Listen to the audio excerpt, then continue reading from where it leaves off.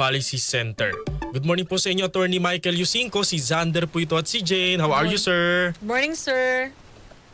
Good morning, Xander and Jane, at good morning sa lahat ng nanonood at nakikinig sa atin ngayon. Opo, Attorney, saan nga po kayo nagtuturo ngayon ng law? Sa St. Louis School of Law sa Baguio. Ayun. Nagtuturo ako doon sa Masters of Law program nila. Opo, ayan. At parang online na lang po, no? Online class po karaniwan. Yung Masters of Law program nila, online lang. Opo, ayun, Jane. Pwede kang magtuloy. Oo. Pwede ba, sir, ikaw ang prof ko? Anyway, sir, bagamat tama po ba nasa ibang bansa kayo ngayon, ho? Yes, so... Opo, yan. Bagamat nasa ibang bansa kayo, sir, alam ho namin na kayo ay nagmamasid din dito po sa mga ganap sa Pilipinas. At ilang araw na lang, halala na po at mainit nga pong pinag-uusapan sa social media especially, di ba, yung mga ginagawang pag-endorse, kuya, ni dating Vice President Leni Robredo, dun po sa ilang mga senatorial candidate na karamihan, pambato ho ng Marcos admin. Ano ho ba ang inyong masasabi dito, attorney?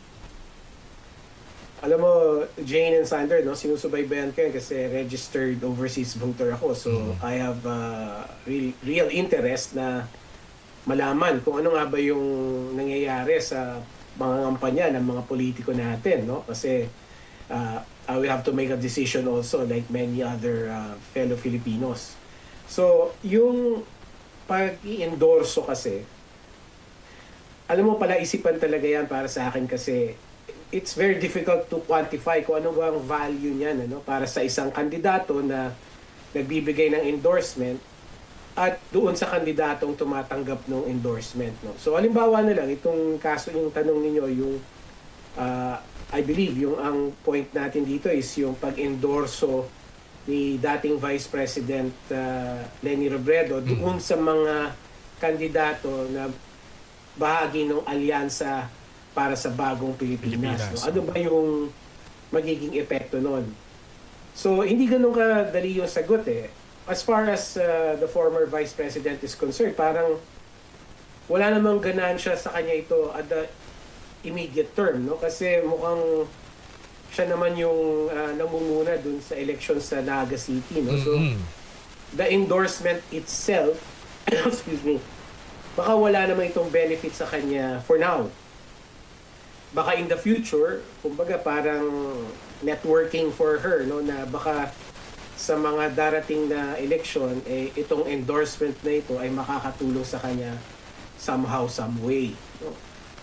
On the other hand, doon naman sa mga kandidatong inendorso niya, si dating Senador Manny Pacquiao at saka si dating Secretary of DILG, si Ben-Hur Abalos, kay Senator Pacquiao, palagay ko, wala rin ito masyadong malaking epekto kasi pasok na siya dun sa magic circle eh. So I don't think yung endorsement will diminish that or even enhance it, maybe a little bit, no. Ang matinding epekto siguro kay dating Secretary Abalos, because the endorsement of former Vice President Leni might influence yung mga undecided voters. No?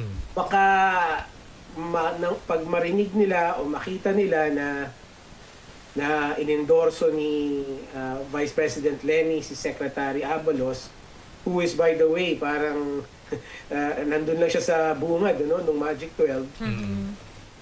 Baka yung mga undecided voters makumbinse na iboto na rin siya, no, out of respect kay Vice President Leni. Baka makatulong sa kanya ito na makapasok sa Magic 12. But again, whether that will happen or not, malalaman lang natin yan after the elections. Opo. Attorney, hindi ko alam kung napanood niyo yung video clip naman ni VP Leni, former VP Leni, na ini-endorso, hindi actually directly endorsing, pero inintroduce niya si Congressman Rodante Marcoleta as, sabi niya, baka Senator Marcoleta. Yung ganun ho, ano ho ang basa nyo doon, attorney? Alam mo, Xander, that is just plain tradpol, no? Tradpol style of politics. Mahirap accept ng ng mga kakampings, pero si si dating Vice President Lenny is also a tradpol, no? Ibig sabihin, traditional politician din siya na she also knows how to play the game, as they say, no? So yung mga ganong pananalita, that's really just part and parcel of what we call personality-based politics, which is the evil twin of patronage politics. So I do not put much weight on that in terms of will it diminish the character or the electability of the former vice president, but certainly, no, it's indicative of yung marunong din siyang maging tradpol kasi tradpol din naman talaga siya. Parang attorney, parang naglalaro din siya. Parang alam niya ring lumaro kasi baka someday tatakbo siya sa mas mataas na posisyon, kailangan niya ng mas maraming kaalyado. Or ayaw niya ng maraming kaaway. So, at the very least, no? So, kahit na hindi naman siguro magiging kaalyado agad, Yeah. yung ini-endorso niya or yung kinakaibigan niya o yung binibigyan niya ng mga mabulaklak na introduction, at the very least, hindi niya makakaaway down the road. No? So that's pure and simple tradpol style of politics. Pero alam mo, attorney, ang dami nagtatanong, bakit sila kay Oo dating nga. VP Lenny nagpupunta at parang nililigawan nila para lang sila ay i-endorse? Kailangan nila ng boto sa Bicol. Bicol is also one of those regions na vote rich, no? And kailangan nilang kumuha ng mga boto, lalong-lalo na yung mga sumisilip-silip lang sa Magic 12, no? So, I think that's just one of their stops. At kung sino ba yung may hatak sa Bicol, no? Siyempre, yung pinaka-prominenteng politician doon, and who is that person? Si former Vice President Lenny Robredo, kasi nga former Vice President siya at tumakbo siyang, muntik na nga siya nanalo dapat, di ba? ng presidente, kung hindi lang nagkaroon ng unity team. So that's just really the bottom line, bakit sila pumupunta sa kanya. They need the votes, no? In Bicol, because kailangan nilang makapasok doon sa Magic 12. Opo. Si dating COMELEC Commissioner Rowena Guanzon, na alam din ho natin na kritiko ng Marcos administration, nagpahayag din po ng suporta kay administration candidate Rodante Marcoleta rin. So parang meron hong yung parang usap-usapan ba ng mga kakamping na bakit ganun? Ano bang nangyayari kasi? Well, Xander, Jane, the simple answer is wala namang kasi talagang ideological or principle-based politics sa atin, no? As shown by the fact na wala naman tayong totoong mga political parties. Kahit yung mga party list natin na nagpapanggap kunwari na may prinsipyo sila o nakabase sila sa isang ideolohiya, hindi naman, no? Lahat ng politicians natin are tradpoles. Meaning to say, lahat sila, kahit na meron silang progressive ideas or liberal ideas or whatever, lahat yan, ang gusto nila mangyari, manalo sa eleksyon. At gagawin nila ang lahat para manalo sa eleksyon. If that means being friends with politicians na hindi nila kamukha or hindi aligned sa kanilang mga pinaglalaban, then so be it, no? If it will give them a better chance of winning. So, I mean, that's the only answer that I can offer, no? Na lahat ng politicians natin, ang iniisip lang nila ay manalo sa eleksyon. At ang pag-iisip nila is gagawin ko ang lahat para manalo ako sa eleksyon. Sir, ito naman pong ginagawa rin na pag-endorse ni VP Sara dito po sa ilang mga senatorial candidates din po.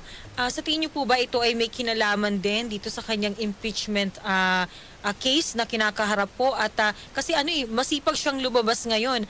Pagkatapos niyang umuwi from The Hague, parati siyang ngayong nakikita ng mga tao sa mga labas. campaign rally sa Maynila. Sunod-sunod po yun, sir.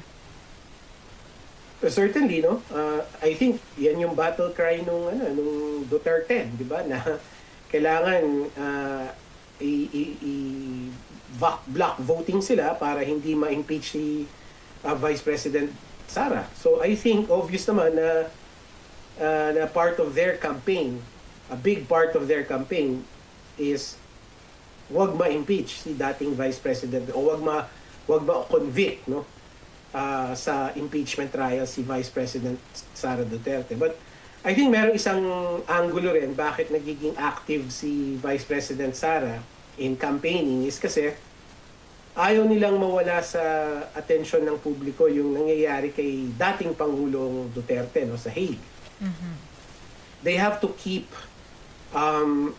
what's happening in The Hague in the public's attention, no? Kasi pag nakalimutan na natin na nandun pala si dating Pangulong Duterte na nakadetain, then all is lost for them, no? Kasi right now, ang importante sa kanila, at least dun sa kampo ni o sa pamilya ni dating Pangulong Duterte is hindi natin makalimutan kung ano yung nangyari sa kanya. Hindi natin makalimutan na naroon pa pala siya at nakakulong, no? So, I think that's one motivation din kung bakit very active ngayon si Vice President Sara after coming home from The Hague, no? Ayaw niyang mawala sa public attention yung nangyari sa kanyang ama na ngayon ay yun na nga nakakulong na sa Hague.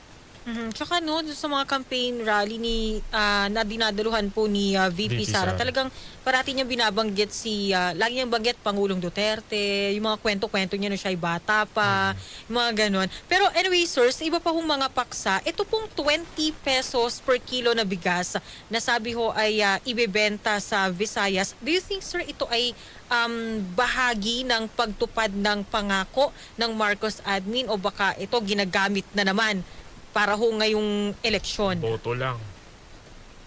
It's both, no? Pareho. Pangako niya na magkaroon tayo ng 20 pesos per kilo na bigas at yan na nga, na-deliver na. But the timing of it the timing at saka yung circumstances surrounding it, di ba, na may maraming fanfare, no, na in-announce so close to the election, no? So it's certainly designed to influence our voters, no? Na ito, ginawa ko na itong pangako ko, siguro dapat iboto nyo rin yung mga kandidato ko, no? Kasi kami yung nag-deliver. So it's both, no? It's both delivering on a promise, on a campaign promise, and also electioneering.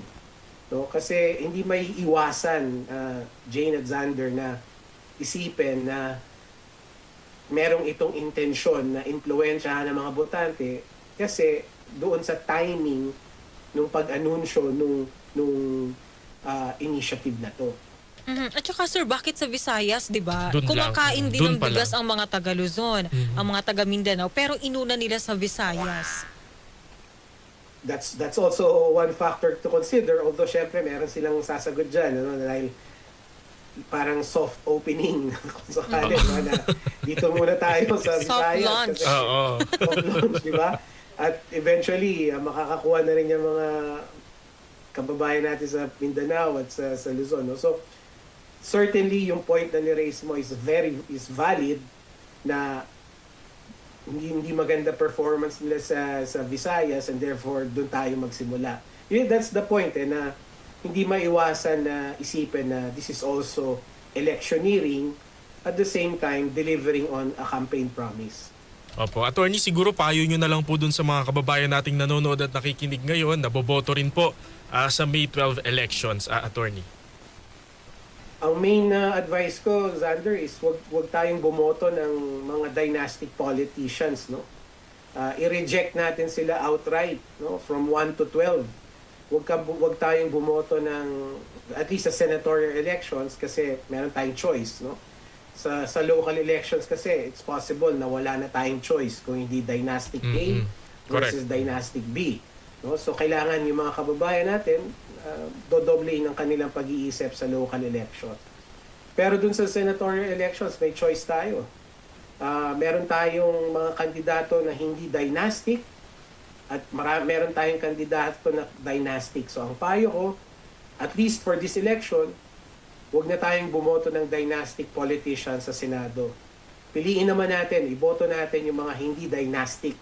Ibig sabihin yung walang kapamilya na tumatakbo din.